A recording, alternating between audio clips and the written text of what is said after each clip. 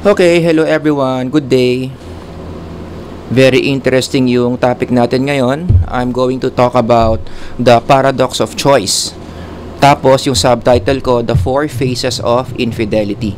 So i-connect natin yung paradox of choice sa kung bakit ang mga tao sa relationship nanloloko. Yan. Taas ang kamay dyan ng mga naloko na. Taas ang kamay ng mga sila yung nanloko. Yan, pero masama yan, Hindi maganda sa effect sa psychology natin yung infidelity, whether ikaw yung gumawa or ikaw yung recipient. Kaya dapat talagang pag-usapan natin kung anong origin ng infidelity in connection to the paradox of choice. Ngayon, itong paradox of choice na to, gumawa na ako ng lecture about this long time ago. Hanapin nyo na lang sa cognitive psych lecture ko. So, diniscuss ko doon yung basic details about the paradox of choice. Etong lecture ko, ang pinagkaiba, I'm going to place this under social psychology kasi yung paradox of choice, malaki ang kinalaman sa infidelity, which is a very social psychology topic. Yan yung reason ko kung bakit ko to ilalagay under my lectures on social psychology. As always, God's Word muna tayo. 2 Samuel 5:13 hanggang 16. And David, David of the Bible, took more concubines and wives, nangolekta ng concubines and wives from Jerusalem after he came from Hebron. And more sons and daughters were born to David. Ito yung time na si David naging hari na ng Israel. Tumaas yung power niya. Isa sa mga outcomes nun, nangolekta siya ng concubines and wives. 2 Samuel 11, 2-4. So from 5, tumalon tayo sa 11. It happened late one afternoon. This is a very popular story about David. Yung kanyang adultery/murder offense. When David arose from his couch and was walking on the roof of the king's house. Sa version natin ngayon, ang tawag dyan, nag-chill si King David. That he saw from the roof a woman bathing. May nakita siyang naliligo. And the woman was very beautiful. Para tawagin ka ng Bible na beautiful, sigurado maganda ka talaga. No? So itong nakita niyang naliligong babae, sobrang ganda nito for sure. And David sent and inquired about the woman. And one said, "Is not this Bathsheba, the daughter of Eliam?"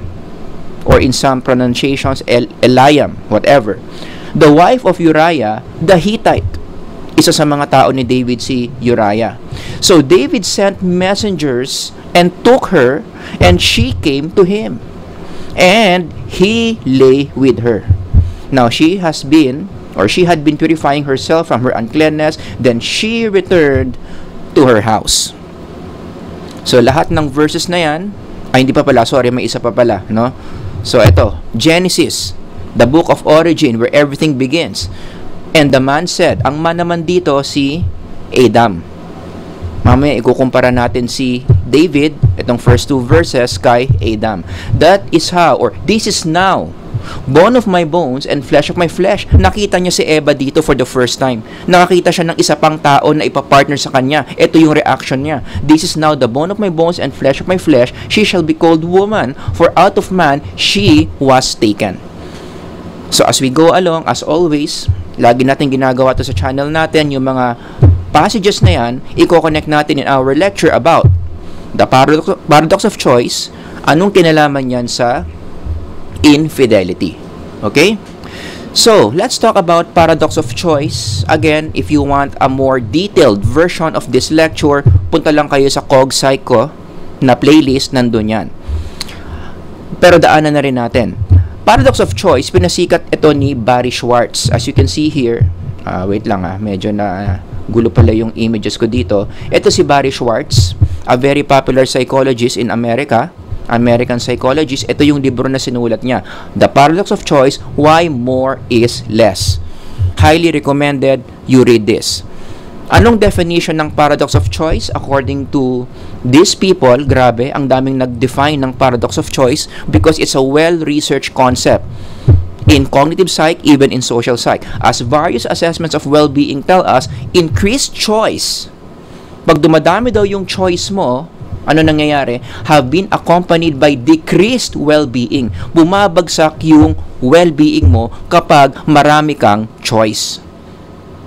Or if I'm going to paraphrase this in layman's term, ang ibig sabihin lang ng paradox of choice is having more choices or alternatives make you less happy. Yan yung ibig sabihin yan. Pag marami kang choices, marami kang pagpipilian, mas hindi ka pa nga sumasaya. Kaya nga siya tinawag na paradox. Anong ibig sabihin ng paradox? Isang statement na obviously mali, pero pag pinag-aralan mong mabuti, zoom in mo ng mabuti, tama pala. Such as this statement, having more choices or alternatives make you less happy, parang mali. Kasi sa kultura natin, mas marami tayong choice, mas maraming pagpipilian, mas masaya tayo. Seemingly ganon, parang ganon. Pero what science is saying, sabi nga ng mga researchers na to, hindi pala ganon. Baliktad pala sa inaakala natin. Akala natin maraming choice, mas masaya, hindi pala, mas maraming choice. According to researchers, mas hindi ka nga sasaya. Nagigets nyo? So yun yung ibig sabihin ng paradox of choice. Now, the next question is why? Bakit kapag mas marami kang choice, mas hindi ka sumasaya? Ito na yung explanation ni Barry Schwartz. Number 1, sabi niya, habang pumipili ka kasi, so kapag nandun ka sa phase na pumipili ka pa lang, no, while choosing, more options cause cognitive stress. Dahil ang dami-dami mong posibleng pagpilian, nagiging stressful yung proseso ng pagpili mo. Kasi lahat gusto mo eh. Nahihirapan kang pumili, na-overwhelm ka, nako-confuse ka kung anong pipiliin mo among those different choices. I'm sure marami makakarelate dito, nangyayari yan sa pag-shopping. Limited lang yung budget mo, pero more than one yung gusto mong bilhin. Halimbawa, mahilig ka sa Jordan na sapatos. Meron kang pambili ng isang pares ng sapatos ng Jordan. Pero ang dami mong choices, lahat yan kung gusto mo. Kung meron ka lang pera, lahat yan bibilin mo kasi talagang Jordan fan ka. Kaya lang, limited lang yung budget mo. Among these different choices, isa lang pipiliin mo. So habang pumipili ka kung anong bibilin mo, hirap ka, na-overwhelm ka, nalilito ka, nai-stress ka. Sinong relate, taas ang kamay? Hindi mo malaman anong bibilin mo, nakakapagod sa isip kung anong choice yung gagawin mo. Yan, yung mga nakaka-relate, mag-comment dyan sa comment section. I-comment nyo na rin kung anong Jordan ang bibili ninyo, anong number ng Jordan. Ako personally, sa tingin ko, ang pinakamaganda yung pipiliin ko yung Jordan 12 tsaka Jordan 13. Isa lang nga. 12 or 13, tinan mo? Ako pa nga lang, nai-stress na, dalawang choices pa lang yan 12 or 13, siguro 13 na lang. Yun. Tapos gusto kong color combination yung black and red. O, diba? Yun yung ibig sabihin ng paradox of choice. Nai-stress ka sa proseso ng pagpili kasi ang daming choices yung pwede mong gawin. So, imbis na masaya kang pumipili, nahihirapan ka.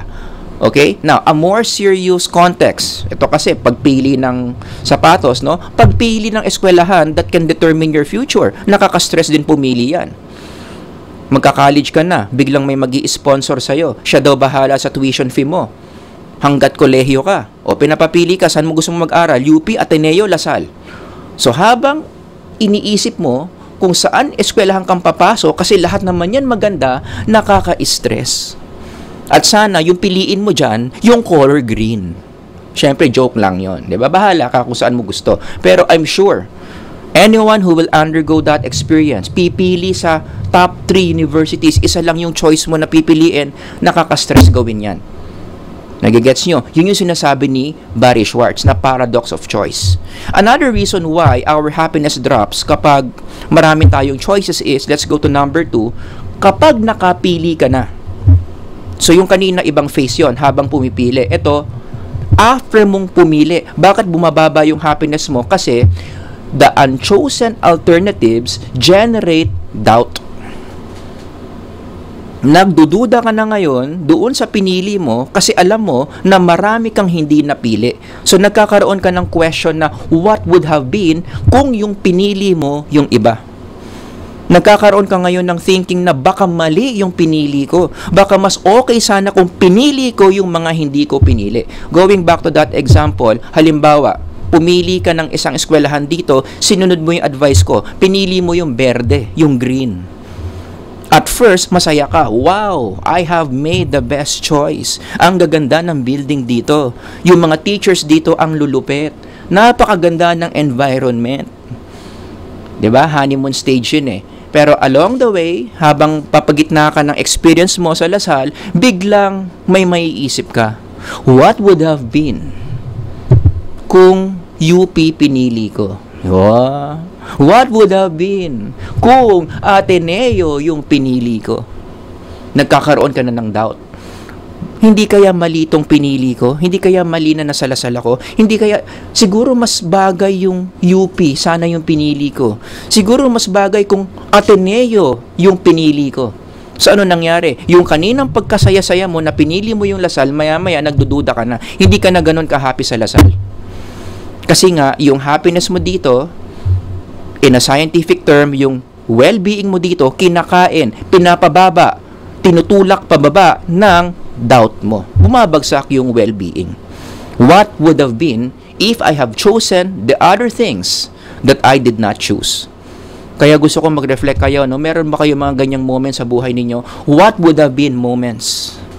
May pinili ka, tapos dahil doon may mga hindi ka pinili, nagkaroon ka na ba ng what would have been? What would have been kung yun yung binili ko? What would have been kung doon ako pumunta? What would have been kung yun yung pinakasalan ko? Oo. Mamaya, i-connect natin yan. Yung mga what would have been na yan in connection to marriage and human relationships. Tapos, demonyohin ka pa nung hindi mo pinili. Minsan may ganyan eh. Yung isa sa mga hindi mo pinili, nagpa-paradox of choice ka na nga, ginamitan ka pa ng kung ako na lang sana ang iyong minahal. Naku! Lalong lalagpak yung happiness mo sa current choice mo. Kasi dinidemonyo ka ng isang alternative mo dati na hindi mo pinili.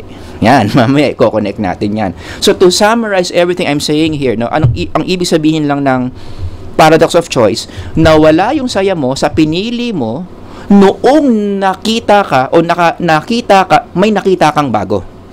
Nauutal-utal ako, ulitin ko, nawala yung saya mo sa pinili mo noong may nakita kang bago. Yun, di ba? It rhymes pa. Pinaghirapan kong isipin yan.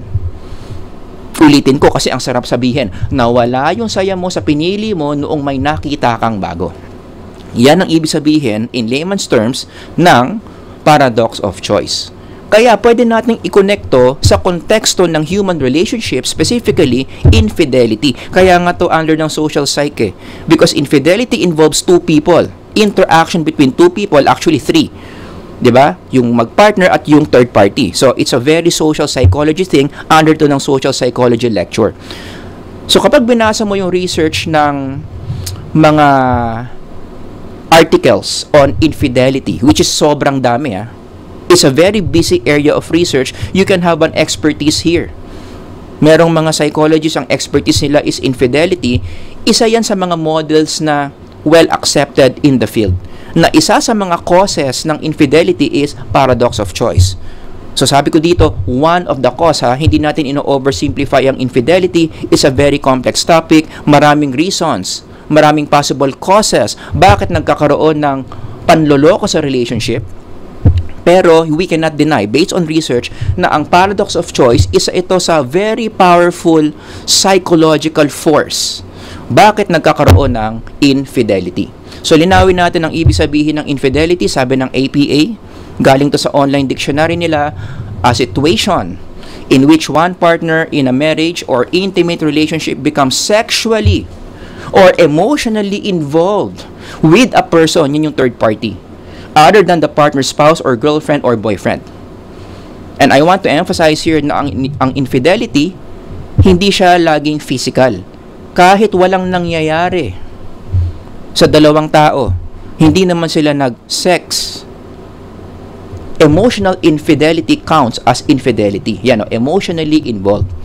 So, hindi naman sila nagkikiss, hindi sila nag-holding hands, hindi sila nagsisex, pero pwedeng nag-cheat ka pa rin sa partner mo kasi nag-open ka ng mga emotional things doon sa third party. Counted as infidelity. So, gagawa na lang natin ng ibang lecture yan. Nagigets nyo? Basta ito yung definition ng infidelity, also known as in our culture, ito yung third party. Got that? Now, i-connect natin yung paradox of choice kung bakit nagkakaroon ng infidelity. Merong 4 phases of infidelity. Kung i-apply natin yung konsepto ng paradox of choice, and let me now tell you na itong 4 phases na to, ako lang may gawa nito. Based on my theorizing. Kasi mahilig ako mag-theorize. Bumuo ng theories in the field of psychology. Pero well-founded naman, no? Mamaya, i-defend ko na tama itong 4 phases of infidelity na to, no? Basta ito, hindi ito nakikita sa literature. Itong 4 phases na to, alright?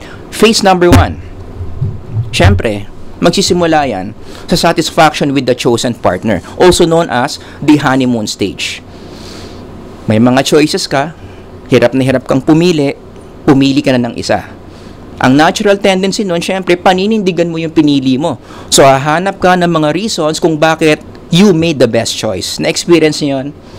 Diba? Iba-block off mo muna yung doubt mo na baka mali yung pili mo eh. Paninindigan mo muna na yung choice mo is the best choice. Kaya happy-happy ka dyan. Yan. Honeymoon stage.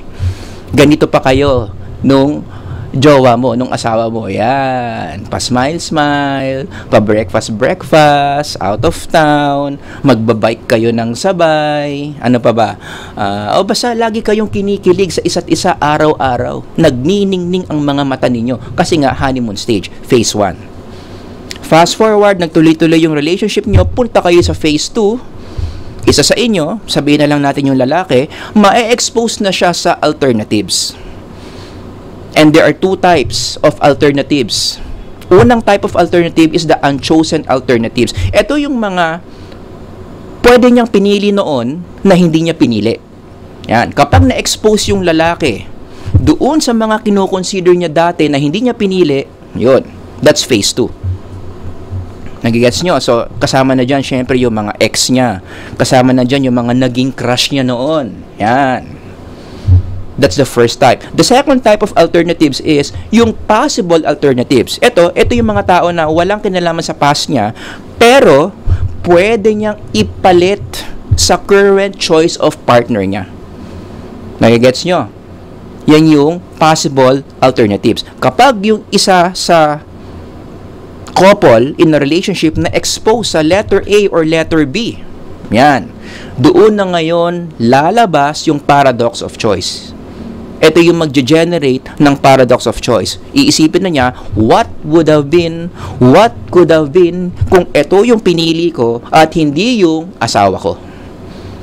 Nagigets ninyo? Yan yung phase 2. Now, phase 3, dito na ngayon nagsisimula yung panloloko, no? Yung what would have been na yan na ine-entertain ng lalaki at this phase, may effect yan. Ang effect niyan is, phase 3, bababa yung level of satisfaction niya sa marriage niya. In the literature, ang tawag dito relational satisfaction, it goes down. Kanina, kinikilig ka sa misis mo, araw-araw mong pinapadala ng flowers. Nagniningning ang mga mata mo pag nakikita mo siya. And na-expose ka sa mga choices, na pa what would have been ka na, what happens? Yung level of well-being drops. Maya-maya, hindi ka na ganun kasaya, nagdududa ka na. Maya-maya, from pagdududa, malungkot ka na sa current relationship mo. Maya-maya, mula lungkot, nagsisisi ka na kung bakit siya pa ang pinakasalan mo. Ngayon, sa phase 3, kapag yung tao nararamdaman na yan, bumababa yung relational satisfaction niya, may coping mechanism na ginagawa yan. Which is, gusto niya ngayon ma-recover yung dating kilig na nararamdaman niya. Paano niya ngayon i-recover yun? Yun na. Papasok na sa phase 4, mag-cheat na siya sa relationship. Kasi yung ganyang paggawa niya ng cheating, kinikilig na naman siya, di ba? Na nare-recover yung feelings na nawala sa kanya dito. Diba? Yung masaya siya, napunta dito sa mababang nagda-doubt siya, gusto niya ngayon ma-recover yan, boom. Nararanasan niya ulit yan kapag meron na siyang number 2. Tumataas na naman yung relational satisfaction niya. Pero, yung relational satisfaction na tumaas, dito na sa number 2 niya. Hindi na dito sa original niya. Nagigets nyo? Ganon ang paradox of choice leading to infidelity. So to summarize my model, it looks something like this. Phase 1, may pinili ka, paninindigan mong best choice yan, honeymoon stage. Kinikilig pa kayong dalawa dyan. Heart. Phase 2, boom, na-expose na sa alternatives. Nakita mo na naman yung mga ex mo, nakita mo na naman yung mga crush mo, marami kang mga katrabaho na mukhang mas okay sa misis mo, yun na. Phase 3, yon, bumaba na yung relational satisfaction mo, nalulungkot ka na, discontented ka na sa current partner mo, so gusto mo ulit kiligin, coping mechanism, boom, you cheat in the relationship. Again, ulitin ko, hindi pa ito scientifically founded. This is only my own product of theorizing about infidelity in connection to paradox of choice. Pero, alam niyo naman si Sir Howard, hindi naman ako gagawa ng model na walang mga supports. Meron bang suporta na totoo yung model na yan? Ang sagot, meron. Yan. Meron akong 4 supports to justify na totoong nangyayari itong phases na to. Letter A, logic. Letter B, songs. Letter C, showbiz. And letter D, science. Iisa-isahin natin yan at sana at the end of this lecture, makumbinsi kayo na itong model na to really works. Okay? Unahin natin yung logic. Paano natin mapapatunayan na itong model na to tama using logic? Okay? Here it goes. Meron akong riddle sa inyo. Why Adam in the Bible did not commit infidelity but David did? Gamitin niyo yung mga logic niyo. Ikumpara niyo yung context ni Adam sa context ni David. Anong pinagkaiba? Si Adam, kaya siya good boy. Hindi siya nag-cheat sa marriage niya kasi during the time na na-meet niya yung partner niya, wala naman siyang choice. Tama ba? Si Eve yung unang babae, wala siyang choice. Kung hindi, mahalin si Eve. Wala siyang choice kung di maging faithful si Eve kasi siya nga ang unang babae. Ibang-iba sa konteksto ni David. Siyempre, si David, during his time, marami ng tao, and not to mention, king pa siya, hari pa siya, marami siyang power. You see the difference? O, kaya nga, going back to Adam, wala siyang choice. Si Eva yung unang babae na nakita niya. Anong sinabi niya kaagad? Yun yung verse na binasa ko kanina. And Adam said, "This is now bone of my bones and flesh of my flesh. She shall be called woman, for out of man she was taken." I want you to picture, I want you to feel. Ramdamin niyo kung paano to sinabi ni Adam kay Eve. Kilig na kilig. Sobrang nagagandahan siya kay Eve. Sa mata ni Adan, si Eve ang pinakamagandang babae sa balat ng lupa. Tanong, bakit? Si Eve lang kasi ang babae sa balat ng lupa during this time. Nagigets nyo? So, wala siyang choice. Immune siya sa paradox of choice. Kaya, ano nangyari? Naging faithful siya kay Eve. Ibang-iba sa sitwasyon ni David na naging hari na. 'Di ba? Si King David, pogi, hari, mataas yung power niya. With great power comes many choices. Kaya nga sabi dito, yung binasa nating verse kanina, and David took more concubines and wives. Tingnan nyo ha, took. Kinuha, parang kumukuha lang ng apple. Parang kumukuha lang ng mani sa sa grocery, parang kumukuha lang ng chichirya. Walang kahirap-hirap kasi nga powerful si David. Pogi na, powerful pa, no? And David took more concubines and wives from Jerusalem after he came from Hebron, and more sons and daughters were born to David. Kaya magulo ang family life ni David. Traumatic, chaotic. This is the Bible's indirect way of saying na talagang hindi maganda na marami kang partner. Kaya ang original template ng marriage is one husband, one wife. Hindi sinunod ni David, and he suffered the consequences. Gagawa natin ng ibang lecture yun. That's beside the point. Nag-side comment lang ako, no? But anyway, going back here, yan yung pinagkaiba ni David kay Adam. Si David, meron siyang paradox of choice. Si Adam, wala. Kaya si Adam, chill lang siya. Walang ganyang face si Adam. Itaas natin. Wala siyang ganyang face. Walang ganito si Adam. Wala siyang phase 2 actually. 'Di ba? Phase 1 lang si Adam eh. Gandang-ganda siya kay Eve. Pinakamagandang babae sa balat ng lupa. Ulitin ko, bakit? Si Eve lang kasi ang babae sa balat ng lupa. during that time. So wala siyang, nasa phase 1 lang siya, wala siyang phase 2, therefore wala siyang paradox of choice, hindi na siya umabot dito. Si David, na kumpleto niya yan.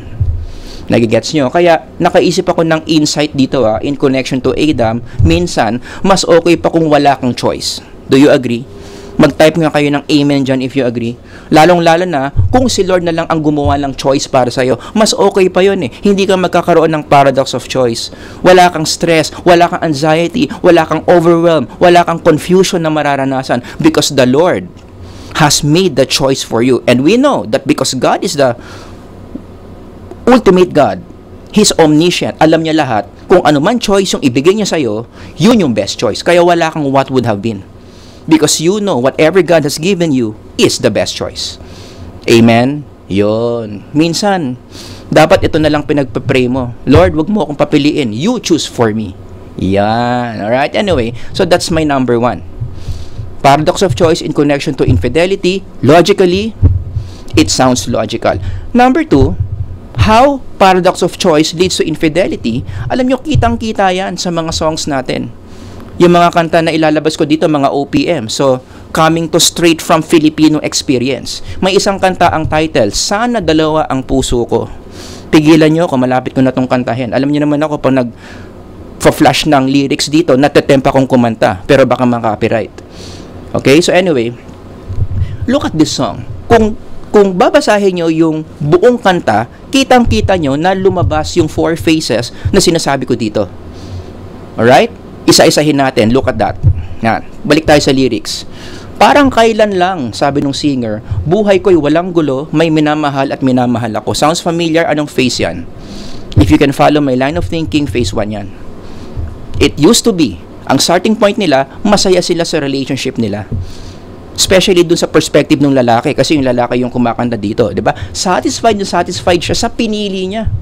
Kitang-kita naman, parang kailan lang ano raw yung buhay niya, walang gulo. Mahal ako ng partner ko. Masaya yun. Walang gulo, mahal ka ng partner mo, mahal mo yung partner mo, mataas ang well-being mo dyan. That's phase 1. Tuloy mo, nang makilala ka, buhay ko'y biglang nagbago. Anong phase yan? Phase 2 yan. Exposure to alternative. Kasi may nakilala siya eh. Nung makilala ka. Diba? Ibig sabihin, paulit-ulit niyang nakita to kasi makilala eh. Hindi lang naman nung nakita ka, nung makilala ka. Na-expose na siya sa isang alternative, phase 2. Anong sinabi niya? May effect pala yun sa kanya. Ako'y nagtataka. Puso ko'y litong-lito. Lumagpak yung well-being. Diba? Yung words na nagtataka, litong-lito, indicate na hindi na siya ganun kasaya. Lumagpak na yung well-being niya, phase 3 yan. Satisfaction drop. Bumaba na yung relational satisfaction niya doon sa original niya. Kasi nga, may nakilala ng iba. Yan. May nakilala ng iba. Na-expose sa alternative. Ano ang coping mechanism niya? Basahin mo na ngayon yung chorus. Yun na yung infidelity. Sana dalawa ang puso ko, hindi na sana nalilito kung sino sa inyo. Sana dalawa ang puso ko, hindi na sana kailangan pang pumili sa inyo. Bakit counted na yan as infidelity? Kasi pinag-iisipan na niyang palitan yung current niya. Kaya nga siya nalilito eh. Kaya nga gusto niya sana dalawa yung puso niya. Ginamit niya yung word na pumili. So, nandoon na siya sa, anong bang sa Tagalog nun? Nandoon na siya sa point na malapit na siyang pumili. At sa tingin ko, malapit na niyang piliin yung bago niya at piliin niyang iwan yung number 1 niya. Yung original niya. Di ba sabi ng APA, hindi naman kailangan nagsisex kayo para infidelity. Ito palang emotional infidelity na to. The fact na iniisip mong lilipat ka doon sa pangalawa, considered already as infidelity. Nagigets ninyo? So, nakita natin, based on that analysis, na talagang kitang-kita yung model na yan dito, sa kanta na Sana Dalawa ang Puso Ko, which proves na talagang na-experience to ng mga tao, lalong-lalo na ng mga Pilipino. Kasi Pilipino ang composer nung kanta. May isa pang kanta, OPM din. Ang title, Bakit Ngayon Ka Lang? I-pause nyo yung video for those of you who knows the song, kantahin nyo muna yung chorus. Tsaka nyo ituloy. Diba? Ganda ng boses mo. Anyway. Sa Bakit Ngayon Ka Lang, kung babasahin mo yung entirety of the song, hindi na yung tapos na yung phase 1 and 2. Yung buong kanta, nire-reflect na niya yung phases 3 and 4. So, tapos na yung honeymoon stage, tapos na yung exposure to alternative. Tapos na yon. Ine-express na niya dito yung pagbaba ng satisfaction niya doon sa original niya, leading to infidelity. Nagigets nyo? So, kayo na lang bahala magbasa nito. Ayan, bakit ngayon ka lang? Bakit ngayon kung kailan ang aking puso'y mayroon ng laman? Ibig sabihin, committed na siya. Diba? O, nasaan yung satisfaction drop dito? Ito, ikaw sana ang aking yakap-yakap, ang iyong kamay lagi ang aking hawak at hindi kanya. Isipin mo yon. Kung asawa ka ng kumakanta na to, anong mararamdaman mo? Siyempre, masasaktan ka. Anong implication yan? Ang iyong kamay lagi ang aking hawak at hindi kanya, tapos kinakanta niya to sa isa pang babae. Siyempre, madudurog ka bilang asawa. Wini-wish ng asawa mo na hindi kamay mo yung hawak niya, but kamay ng isa pang babae. At bakit niya sinasabi yon? Lagpak na nga yung relational satisfaction niya sa'yo kasi may na-meet siyang bago. And again, using the standard of APA, this is already considered infidelity. The fact na gumawa pa ng kanta para doon sa bago at sinasabi niya doon sa bago niya na gusto niyang hawakan yung kamay niya at hindi nung asawa niya, ay, that's already infidelity. Alright? So, ano yung number 1? Logically, it makes sense yung model na pinopropose ko. Number 2, based on the songs, napakita natin na talagang parte ito ng human experience sa mga Pilipino. Nangyayari talaga yung model na yan. Number 3, pag-usapan natin sa showbiz. Kung titignan mo yung showbiz, marami mga experiences dyan talagang tugmang-tugma sa model that I am proposing here. Now, if there's one thing about show business that you have to remember, kung artista ka, I'm sure maniniwala kayo dito, no? Pag artista ka, you are constantly exposed to different alternatives. Imaginein mo, meron ka ng jowa, meron ka ng asawa, tapos artista ka. Nature ng trabaho mo bilang artista, lagi kang ma-expose sa iba't ibang mga alternatives. Kasi kung kani-kanino kang ipapartner, kung sino-sinong collab team ang ilalagay sa'yo, kung sino-sino mga taong nakikita mo, namimit mo, kasi ang dami-dami mong projects, yan ang nature ng showbiz. You are constantly exposed to possible alternatives other than your chosen partner. Pili tayo ng isang storya from showbiz in connection to the song a while ago, yung love story ni Ogie tsaka ni Regine. For those of you who don't know, kasi syempre, yung mga nanonood dito, mga bata pa, baka hindi nyo na alam to, it used to be na si Ogie the Pogie Alcacid kasal kay Michelle Van Imren. Na-meet niya yan, Miss Australia, si Michelle Van Imren sa Miss Universe when it was held here in the Philippines. O, kayo na lang bahala mag-google niya, no? Basta, nag-meet sila, nagkainlaban sila, nagpakasal sila, and they had kids. Fast forward, ano nangyari? Naghiwalay si Ogie at si Michelle. Tapos, si Ogie, pinakasalan si Regine Velasquez. Siyempre, ang mga Pilipino malilikot ang isip, kapag may mga ganyang istorya, iniwan yung isa, lumipat sa isa, anong iisipin? Baka nag-overlap, baka may infidelity na nangyari. Hindi kaya si Regine Velasquez third party. Siyempre, may mga magsasabi dyan, Sir Howard, alam mo, ang dumi ng isip mo. Baka naman talagang maayos mo na silang naghiwalay, tsaka niya pinakasalan si Regine. Walang overlap na nangyari. Hindi third party si Miss Regine. Hindi naman ako nagsabi na si Regine yung third party. Si Regine mismo nagsabi na siya yung third party. Basahin niyo itong article na to na lumabas. I was the third party. Si Regine mismo nagsabi, recall start of relationship with Ogie Alcacid, wherein she revealed na talagang third party nga siya. Pero syempre, gusto nating mas maging maingat dito. Ang ibig sabihin ba ng third party dito, nagkaroon ng overlap or siya yung character number 3 sa love story ni Ogie? Hindi ko alam. Kasi hindi ko naman close si Regine tsaka si Ogie. Pero sa kulturang Pilipino kasi, pag ginamit mo yung term na third party, ang connotation nun, ang implication nun, may overlap talagang nangyari. But then again, I want to reserve my judgment kasi hindi ko nga close si Ogie tsaka si Regine. Alright? So, ang sinasabi ko lang dito na posible na sa love story ni Ogie, Michelle, and Regine, nangyari tong model na to. But whether or not si Ogie committed infidelity, I hold my judgment. Hindi naman kami close. Hindi ko alam ang buong storya, but I'm pretty sure nangyari yung phase 1. Ayan o, siguro ito, phase 1 pa si Ogie dito. Okay? Nangyari yung phase 2. And then nangyari yung phase 3. Kaya nga naghiwalay. Hindi naman niya siguro iiwan to kung walang nangyaring relational drop, di ba? Or relational satisfaction drop. Leading to, hindi ko na alam kung nag-overlap or hindi. You know? So, mas mga modern examples sa showbiz, yan, di ba? Alam niyo na to.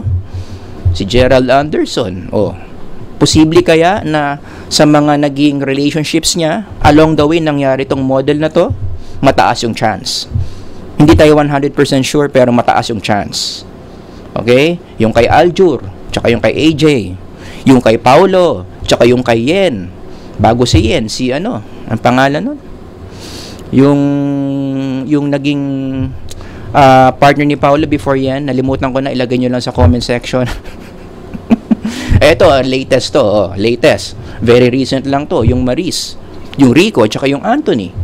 Diba, kung re-reviewin nyo yung mga naging stories nila, kung bakit ganun nangyari sa mga relationships nila, kitang-kita nyo yung 4 phases na sinasabi ko dito. Got that? So, meron na tayong 3 supports, no?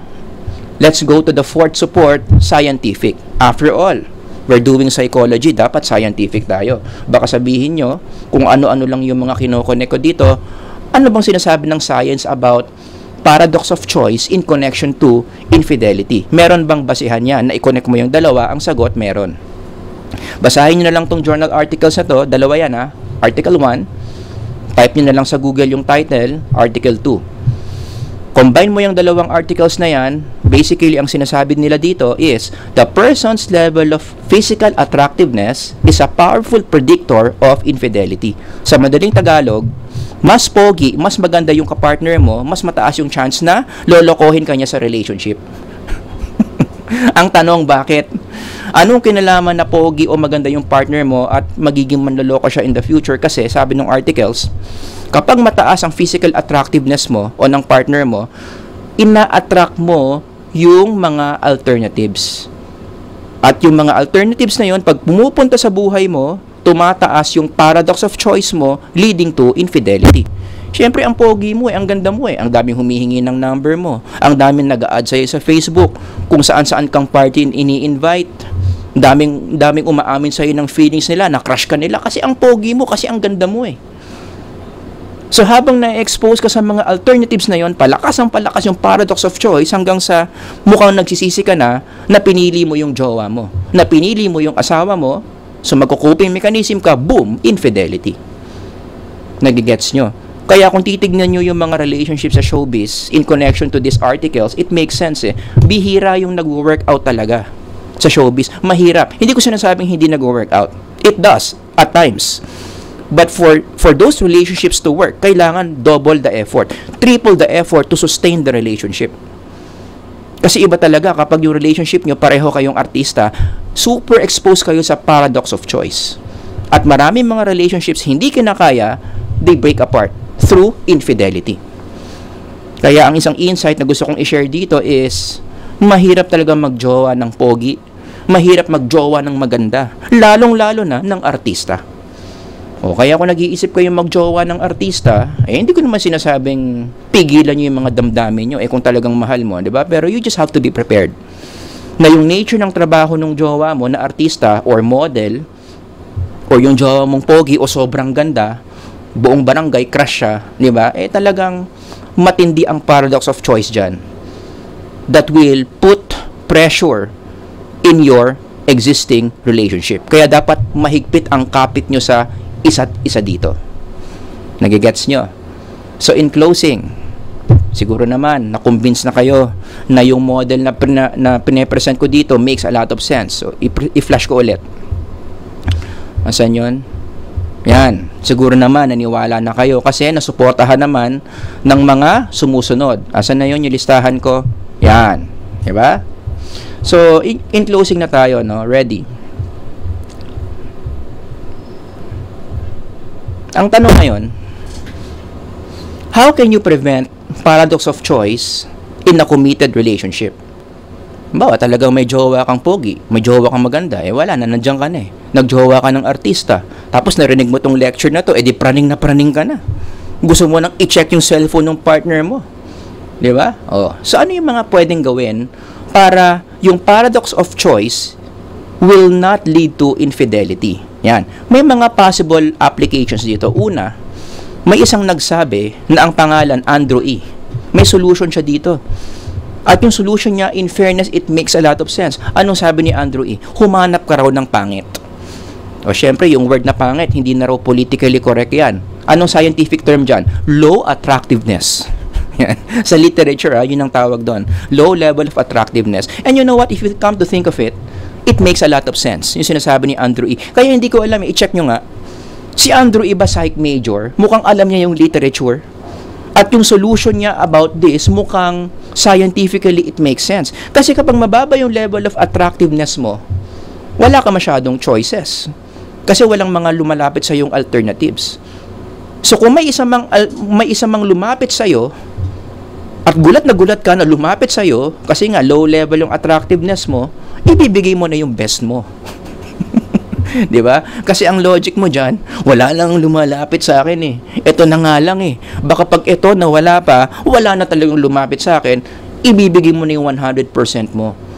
'Di ba? Most valuable jowa ka doon sa partner mo kasi alam mo mababa yung level of attractiveness mo. Makes a lot of sense. Kaya nga again, i-check nyo. Ito bang si Andrew E. Psych major? Okay? Another potential solution here is ito. O, edi bantayan mo yung partner mo from alternatives. Kung alam mo yung partner mo, yung asawa mo, pogi, artistahin, edi depensahan mo ng matindi. Parang ganyan, no? Talagang depensahan mo. Huwag mong pakawalan. Sa basketball terminology, di ba? Yung mga kabasketball ko dyan, ha? Anong tawag dyan? I-box and one mo. Asawahin mo yung asawa mo, talagang depensahan mo na hindi siya makakakita ng mga alternatives. Pwede naman, kaya lang, ang comment ko dito, nakakapagod yan. And it is not how relationships are supposed to work. Kasi kapag ganyan ka, nawawala yung foundation ng trust. Di ba? Eh, yun nga yung foundation of any human relationship eh. Obvious na obvious, pag ginanyan mo yung partner mo, wala kang tiwala. Tapos meron kang pa-cute, meron kang palusot. May tiwala ako sa'yo. Sa kanila, wala. Yun. Pero syempre, alam naman natin yun na hindi totoo. Sa totoo lang, pati dun sa pogi mong partner, sa pogi mong asawa, o sa Miss Universe mong asawa, wala ka ring tiwala. Ha? So, wag naman loko. Wag na akong bulahin. Okay? So, medyo questionable din to. Yung number 3 ang bet ko. So, tingin ko, the best solution here, and I'm going to be biblical about this. After all, that's what our channel is all about. Connecting psychology with God's Word, no? Supernatural perspective. So, tingin ko, ang pinakamagandang solution dito is prayer. Siyempre, marami na naman tatawa dyan. Pero bago kayo matawa, hear me out. You pray for what? You pray for godly partner, or ipag-pray mo rin yung sarili mo na ikaw rin mismo maging godly ka. I think this will save your relationship from paradox of choice. Lalong-lalo na kung yung isa sa inyo or pareho kayo, pogi, maganda. Diba? Bakit? How can prayer shield your relationship from the negative effects of paradox of choice at hindi nyo mararanasan yung evils ng infidelity? Kasi kapag ang isang tao godly or pareho kayo godly in a relationship, iba yung perspective nyo sa isa't isa. Iba yung tingin nyo sa isa't isa as partners. You see each other as what? As gifts from God. Nagiging sacred. Kino-consider yung sacred yung relationship nyo na dapat nyong i-sustain. Imagine mo yung partner mo, ito yung iniisip, my partner is God's gift to be treasured, not an object to be replaced. Boom! Ulitin ko, ang ganda kasi sabihin. My partner is God's gift to be treasured, not an object to be replaced. Imagine mo kung ganyan yung pag-iisip ng partner mo sa'yo. God's gift ka sa kanya. Kaya yung ganitong thinking, anti-paradox of choice to eh. Gets nyo? Kung ganito mag-isip ang partner mo, kung ganyan ka mag-isip sa partner mo, hindi ka tatablan ng paradox of choice. Kahit anong expose mo, kahit anong expose ng alternative sa partner mo, hindi nanganganib yung relationship mo kasi wala siyang pakialam sa alternatives. Hindi kanya ikukumpara sa mga alternatives. Hindi siya magkakaroon ng what would have been, what could have been. Kasi nga sa pananaw niya, sa perspective niya, regalo ka ni Lord sa kanya. Therefore, responsibilidad niyang i-treasure yung regalo ni Lord. Kung baga, kung ilalagay natin yung model natin dyan, kung godly partner yung partner mo, o ikaw yung godly partner, o pareho kayong godly partner, look, phase 1, mangyayari yan. Phase 2, hindi talaga may iwasan. We're living in the real world, mangyayari yan. Pero, dahil love niya si Lord, ayaw niya manloko, ang tingin niya sa iyo, regalo ka ni Lord sa kanya, hindi siya magkakaroon ng satisfaction drop. Happy siya na ikaw yung asawa niya because the Lord has given you to Him. Nagigets nyo? Yan ang advantage. Kapag nakakita ka ng godly partner or ikaw mismo, godly partner ka, nai-immune ka sa relational drop that prevents infidelity. Hindi nangyayari yung paradox of choice in your relationship. Siyempre, yung mga teachers na nakikinig sa akin, lalo na yung mga mahilig mag-research dyan, nakataas na naman ng kilay dyan. Yan ba, meron bang research support yan? Merong research support yan. Meron tayong literature dyan. Basahin nyo na lang tong article na to, pero ang bottom line ng article na to is what?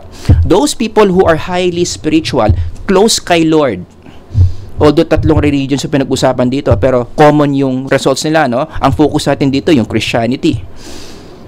Ang sinasabi ng study dito, yung mga taong matataas ang level of spirituality close kay Lord, most likely, ganito yung tingin nila sa mga asawa nila.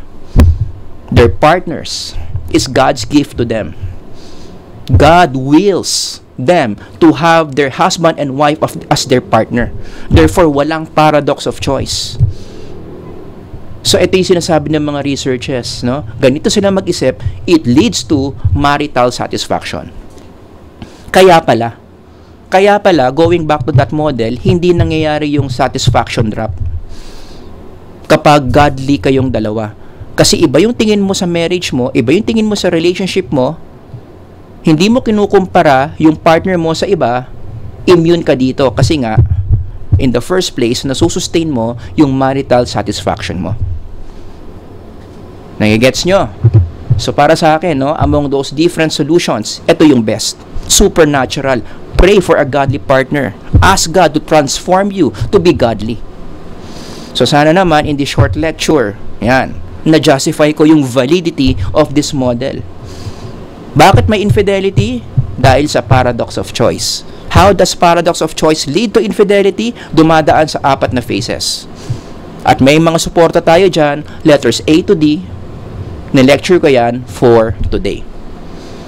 Ayan, yung maikli nating lecture about paradox of choice and infidelity. Sana marami kayong natutunan. If you have questions, I'm sure comments marami. Ilagay nyo lang dyan sa comment section.